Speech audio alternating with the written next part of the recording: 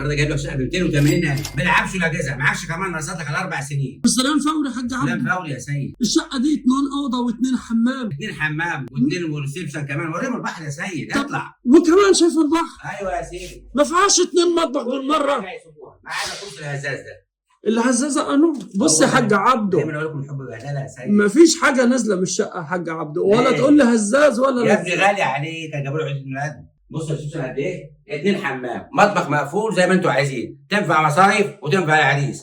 لايك وشير عشان نوصل للغير. طب انا سمحت حاجه معلومه صح يا حاج عبده. ايه يا سيد؟ انت عامل لنا عرض للغلابه بكره بجد. هو مفيش حاجه تستخبى في البلد دي ولا ايه؟ يا سرك كبير يا حاج عبده، سرك كبير يا حاج عبده. حرقت الكود يا سيد. انتظرونا بكره ان شاء الله في عرض جميل، الناس الغلابه الشباب. يلا بينا. طب ما تقول لي عليه يا حاج ما عبده. ينفعش نحرقه. السر كبير ده بيني وبينك محدش عالم بيه. 40,000 جنيه وتستلم شقه. حبيبي يا حاج عبده، الله اكبر. عكار حاجه بس بصحه العرض مفيش ده بكره مستحيل.